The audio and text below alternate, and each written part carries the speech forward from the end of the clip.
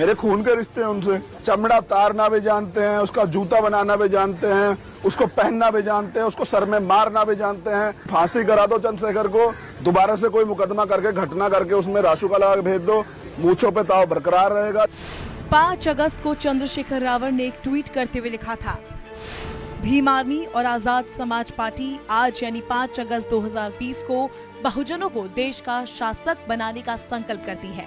हम मान्यवर साहब के जिसकी जितनी संख्या भारी उसकी उतनी हिस्सेदारी के मिशन को साकार करेंगे। यह हम बहुजनों का संकल्प है, हम इसे हर कीमत पर पूरा करेंगे।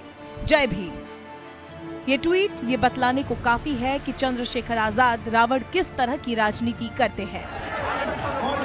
चंद्रशेखर आजाद रावण ऐसा नाम जिसे 2017 से पहले शायद ही कोई जानता हो। 2015 में पश्चिम उत्तर प्रदेश में ये नाम पहली बार सुर्खियों में आया था। आजाद के आगे का रावण चंद्रशेखर ने खुद अपने मन से लगाया है। कुछ लोग तो ये भी कहते हैं कि प्रसिद्धि पाने के लिए उसने अपने नाम के आगे रावण लगा लिया। लोग जो भी कहे, लेकिन बंदा फेमस तो हो ही गया। हालांकि अभी नेता बनने की प्रक्रिया में है। चंद्रशेखर सहारनपुर का रहने वाला है। 2014 में अपने 2 साथियों सतीश कुमार और विनय रतन सिंह के साथ मिलकर चंद्रशेखर ने भीम आर्मी बनाई थी। ऐसा कहा जाता है कि भीम आर्मी की अवधारणा और इसके पीछे का सारा दिमाग सतीश कुमार का है। उन्हें एक चेहरे की तलाश थी जिसे चंद्रशेखर ने पूरा किया। भीम आर्मी शुरुआत में दलितों के लिए काम करती थी, चाहे दलित परिवार के बच्चों का एजुकेशन हो या उनकी बेटियों की शादियां। भीम आर्मी इसमें सहयोग करती थी। तब ये काम शांति से हुआ करता था, ना कोई हल्ला ना ही कोई बवाल। 2017 में जो हुआ उसने भीम आर्मी और चंद्रशेखर दोनों को पूरी तरह से बदल दिया। देश की एक बड़ी दलित आबादी भीम आर्मी के बारे में जानने लगी और चंद्रशेखर आजाद दलितों का एक ऐसा चेहरा बनकर उभरा जो न सिर्फ घर बैठकर दलित उत्पीड़न की बात करता है बल्कि सड़क पर आकर धरना प्रदर्शन भी करता है।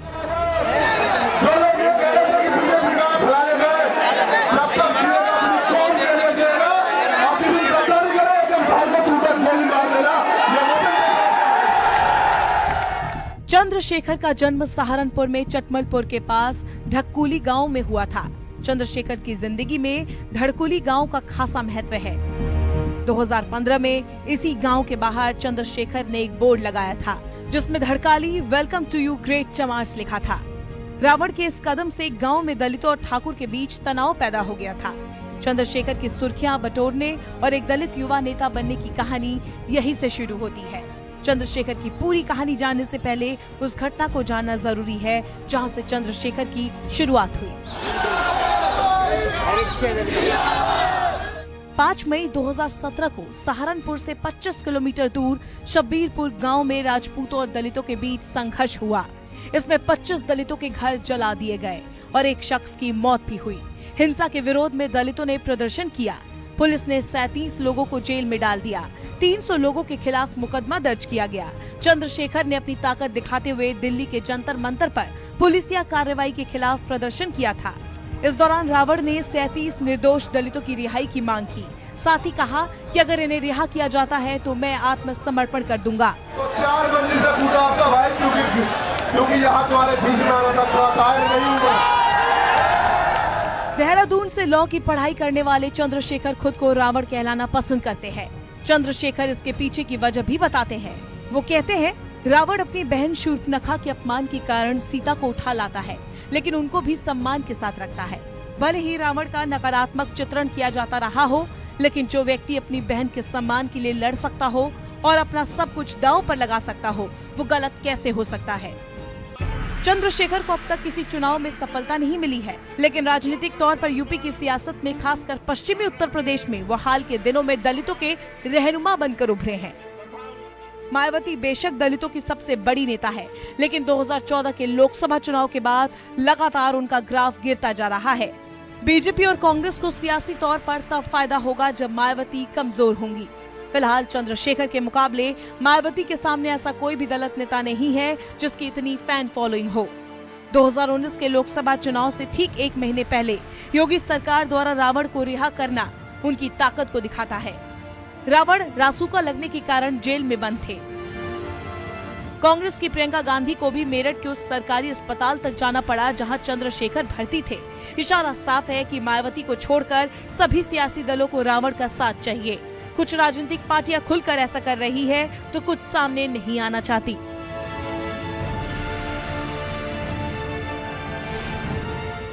वकालत की पढ़ाई करने वाला चंद्रशेखर रावण अमेरिका जाकर बड़ा वकील बनना चाहता था, लेकिन एक बार पिता को सरकारी अस्पताल में इलाज कराने के दौरान उसने जो दलितों की स्थिति देखी, उसके बाद उसने दलितों के लिए ही काम करने की सोची।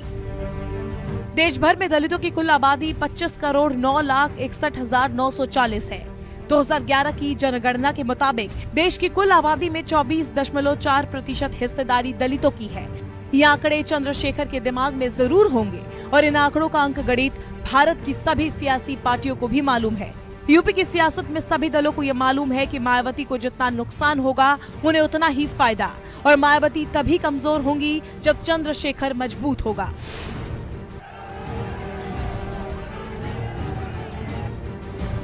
मायावती चंद्रशेखर का सपोर्ट क्यों नहीं करती? क्यों वो हमेशा चंद्रशेखर के खिलाफ ही बोलती है? खुद सुनिए चंद्रशेखर का जवाब। लेकिन SC/ST समाज की बड़ी नेता मायावती भी हैं। आपके लिए खुलकर कभी उन्होंने क्यों नहीं बोला चंद्रशेखर आजाद रावण को जेल से रिहा करो? उन्होंने क्यों कहा कि RSS इसको बढ़ा रहा है?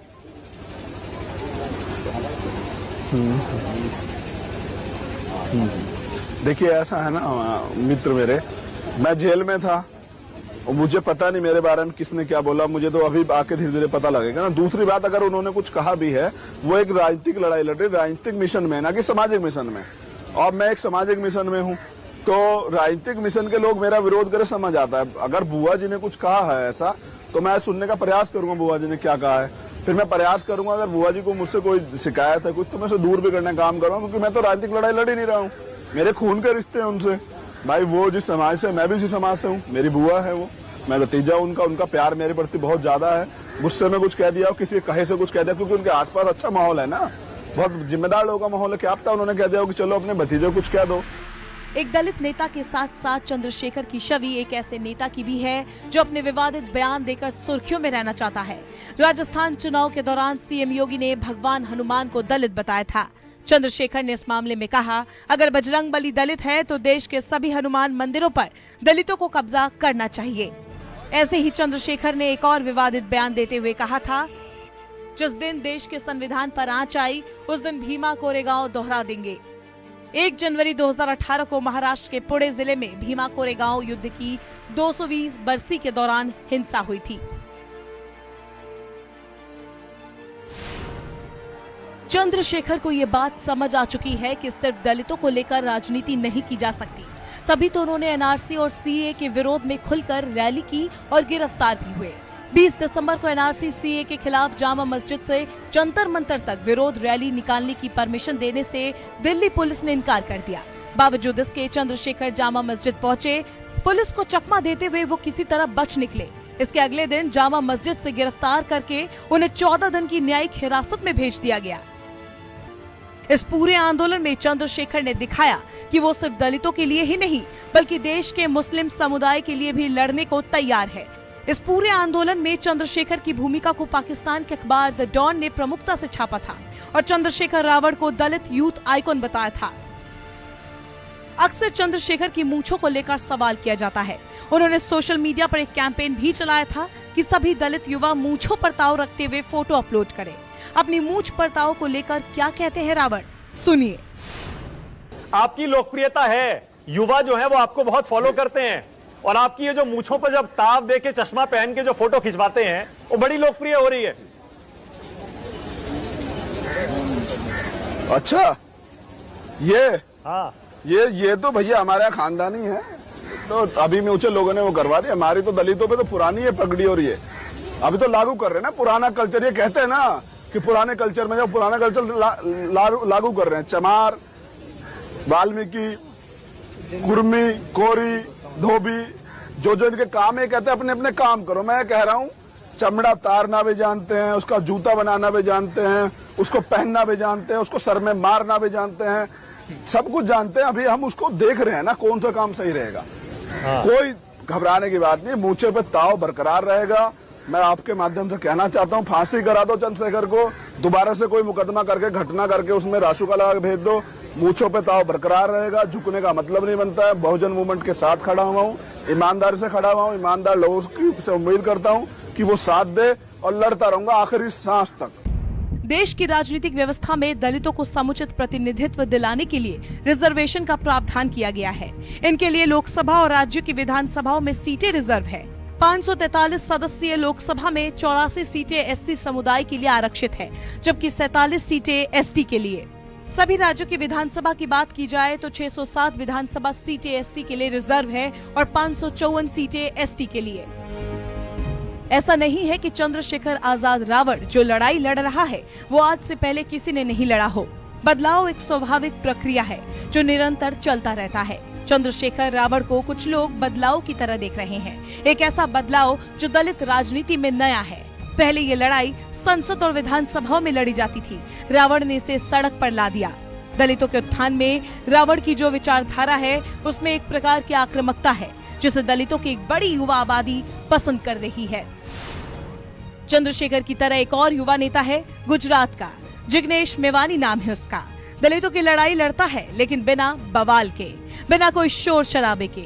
चंद्रशेखर लोकप्रिय है लेकिन उनकी अब तक की राजनीति में जितना शोर है उतना ही विवाद भी। जिस दिन ये दोनों पीछे रह जाएंगे, राजनीति में चंद्रशेखर बहुत आगे होंगे, खासकर देश की दलित राजनीति में। उन्होंने तो पढ़ा होगा, हमारे डीएनए में हमारे बाप ने लिखा था। नमस्कार, मैं हूं मानक गुप्ता।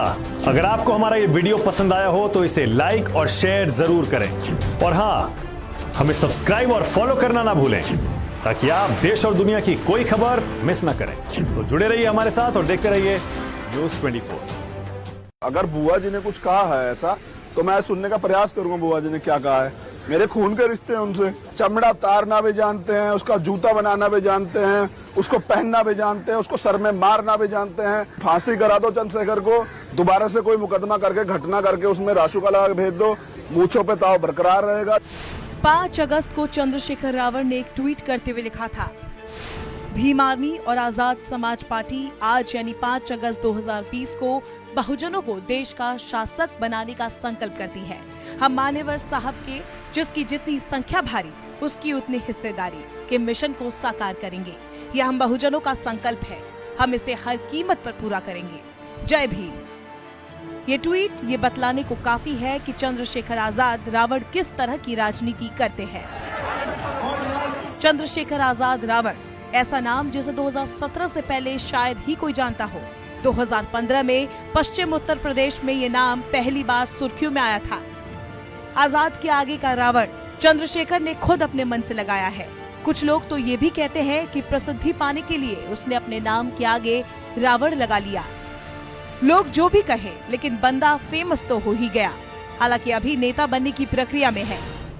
चंद्रशेखर सहारनपुर का रहने वाला है। 2014 में अपने 2 साथियों सतीश कुमार और विनय रतन सिंह के साथ मिलकर चंद्रशेखर ने भीम आर्मी बनाई थी। ऐसा कहा जाता है कि भीम आर्मी की अवधारणा और इसके पीछे का सारा दिमाग सतीश कुमार का है। उन्हें एक चेहरे की तलाश थी जिसे चंद्रशेखर ने पूरा किया। भीम आर्मी शुरुआत में दलितों के लिए काम करती थी, चाहे दलित परिवार के बच्चों का एजुकेशन हो या उनकी बेटियों की शादियां। भीम आर्मी इसमें सहयोग करती थी। तब ये काम शांति से हुआ करता था, ना कोई हल्ला ना ही कोई बवाल। 2017 में जो हुआ उसने भीम आर्मी और चंद्रशेखर दोनों को पूरी तरह से बदल दिया। देश की एक बड़ी दलित आबादी भीम आर्मी के बारे में जानने लगी और चंद्रशेखर आजाद दलितों का एक ऐसा चेहरा बनकर उभरा जो न सिर्फ घर बैठकर दलित उत्पीड़न की बात करता है बल्कि सड़क पर आकर धरना प्रदर्शन भी करता है।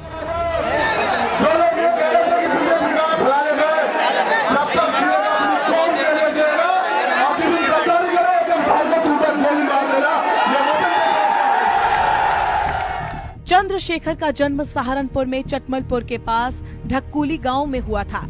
चंद्रशेखर की जिंदगी में धड़कुली गांव का खासा महत्व है। 2015 में इसी गांव के बाहर चंद्रशेखर ने एक बोर्ड लगाया था जिसमें धड़काली वेलकम टू यू ग्रेट चमार्स लिखा था। रावण के इस कदम से गांव में दलितों और ठाकुर के बीच तनाव पैदा हो गया था। चंद्रशेखर की सुर्खियां बटोरने और एक दलित युवा नेता बनने की कहानी यहीं से शुरू होती है। चंद्रशेखर की पूरी कहानी जानने से पहले उस घटना को जानना जरूरी है जहां से चंद्रशेखर की शुरुआत हुई। 5 मई 2017 को सहारनपुर से 25 किलोमीटर दूर शब्बीरपुर गांव में राजपूतों और दलितों के बीच संघर्ष हुआ। इसमें 25 दलितों के घर जला दिए गए और एक शख्स की मौत भी हुई। हिंसा के विरोध में दलितों ने प्रदर्शन किया। पुलिस ने 37 लोगों को जेल में डाल दिया। 300 लोगों के खिलाफ मुकदमा दर्ज किया गया। चंद्रशेखर ने अपनी ताकत दिखाते हुए दिल्ली के जंतर मंतर पर पुलिसिया कार्रवाई के खिलाफ प्रदर्शन किया था।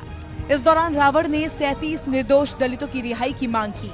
साथ ही कहा कि अगर इन्हें रिहा किया जाता है तो मैं आत्मसमर्पण कर दूंगा। तो 4 मंजिल से कूदा आपका भाई, क्योंकि यहाँ तुम्हारे बीच में आना था, थोड़ा टायर नहीं हुआ। देहरादून से लॉ की पढ़ाई करने वाले चंद्रशेखर खुद को रावण कहलाना पसंद करते हैं। चंद्रशेखर इसके पीछे की वजह भी बताते हैं। वो कहते हैं रावण अपनी बहन शूर्पणखा के अपमान के कारण सीता को उठा लाता है, लेकिन उनको भी सम्मान के साथ रखता है। भले ही रावण का नकारात्मक चित्रण किया जाता रहा हो, लेकिन जो व्यक्ति अपनी बहन के सम्मान के लिए लड़ सकता हो और अपना सब कुछ दांव पर लगा सकता हो, वो गलत कैसे हो सकता है। चंद्रशेखर को अब तक किसी चुनाव में सफलता नहीं मिली है, लेकिन राजनीतिक तौर पर यूपी की सियासत में, खासकर पश्चिमी उत्तर प्रदेश में, वो हाल के दिनों में दलितों के रहनुमा बनकर उभरे हैं। मायावती बेशक दलितों की सबसे बड़ी नेता है, लेकिन 2014 के लोकसभा चुनाव के बाद लगातार उनका ग्राफ गिरता जा रहा है। बीजेपी और कांग्रेस को सियासी तौर पर तब फायदा होगा जब मायावती कमजोर होंगी। फिलहाल चंद्रशेखर के मुकाबले मायावती के सामने ऐसा कोई भी दलित नेता नहीं है जिसकी इतनी फैन फॉलोइंग हो। 2019 के लोकसभा चुनाव से ठीक 1 महीने पहले योगी सरकार द्वारा रावण को रिहा करना उनकी ताकत को दिखाता है। रावण रासुका लगने के कारण जेल में बंद थे। कांग्रेस की प्रियंका गांधी को भी मेरठ के उस सरकारी अस्पताल तक जाना पड़ा जहां चंद्रशेखर भर्ती थे। इशारा साफ है कि मायावती को छोड़कर सभी सियासी दलों को रावण का साथ चाहिए। कुछ राजनीतिक पार्टियां खुलकर ऐसा कर रही है तो कुछ सामने नहीं आना चाहती।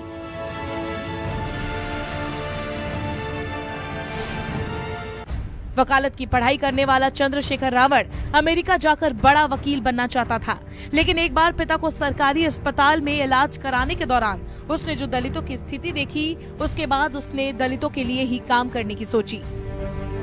देश भर में दलितों की कुल आबादी 25,09,61,940 है।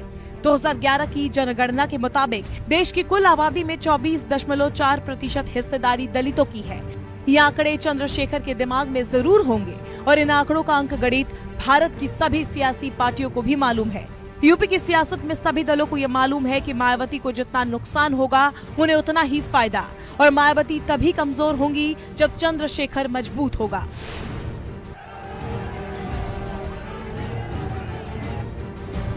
मायावती चंद्रशेखर का सपोर्ट क्यों नहीं करती? क्यों वो हमेशा चंद्रशेखर के खिलाफ ही बोलती है? खुद सुनिए चंद्रशेखर का जवाब। लेकिन SC/ST समाज की बड़ी नेता मायावती भी हैं। आपके लिए खुलकर कभी उन्होंने क्यों नहीं बोला चंद्रशेखर आजाद रावण को जेल से रिहा करो? उन्होंने क्यों कहा कि RSS इसको बढ़ा रहा है?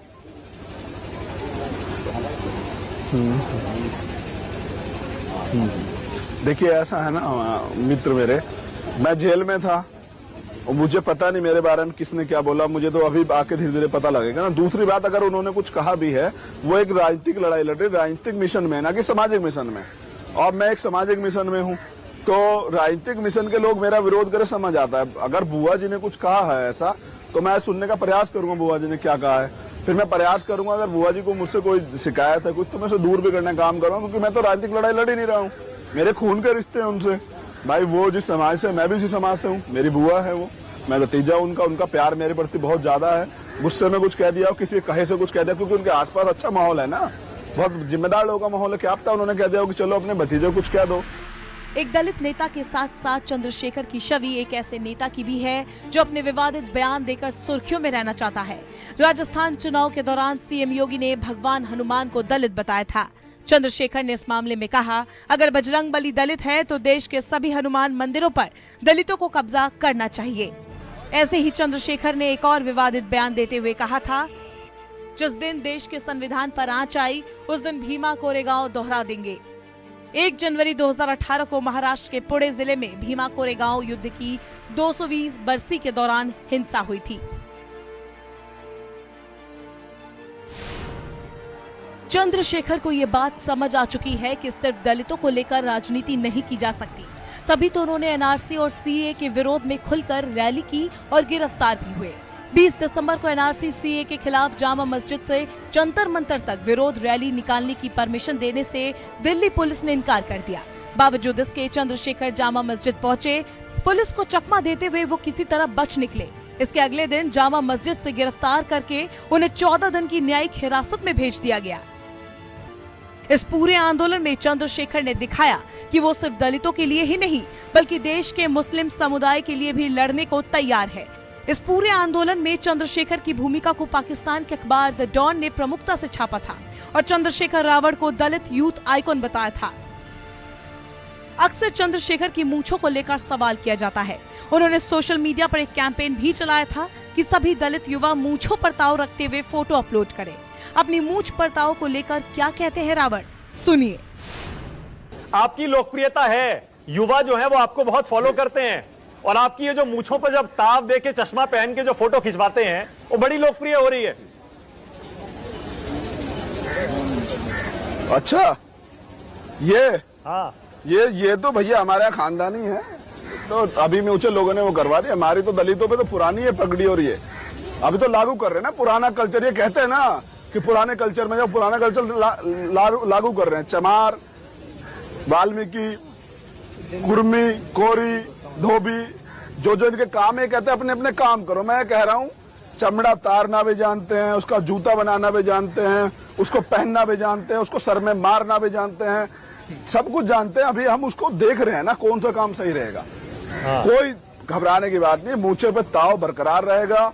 मैं आपके माध्यम से कहना चाहता हूं, फांसी करा दो चंद्रशेखर को, दोबारा से कोई मुकदमा करके, घटना करके उसमें राशुका लगा के भेज दो, मूंछों पे ताव बरकरार रहेगा। झुकने का मतलब नहीं बनता है। बहुजन मूवमेंट के साथ खड़ा हुआ हूं, ईमानदारी से खड़ा हुआ हूं, ईमानदार लोगों से उम्मीद करता हूं कि वो साथ दे और लड़ता रहूंगा आखिरी सांस तक। देश की राजनीतिक व्यवस्था में दलितों को समुचित प्रतिनिधित्व दिलाने के लिए रिजर्वेशन का प्रावधान किया गया है। इनके लिए लोकसभा और राज्य की विधानसभाओं में सीटें रिजर्व है। 543 सदस्यीय लोकसभा में 84 सीटें एससी समुदाय के लिए आरक्षित है, जबकि 47 सीटें एसटी के लिए। सभी राज्यों की विधानसभा की बात की जाए तो 607 विधानसभा सीटें एससी के लिए रिजर्व है और 554 सीटें एसटी के लिए। ऐसा नहीं है कि चंद्रशेखर आजाद रावण जो लड़ाई लड़ रहा है वो आज से पहले किसी ने नहीं लड़ा हो।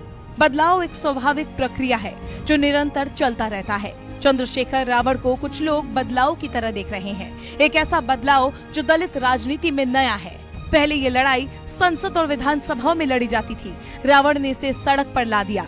दलितों के उत्थान में रावण की जो विचारधारा है उसमें एक प्रकार की आक्रामकता है जिसे दलितों की एक बड़ी युवा आबादी पसंद कर रही है।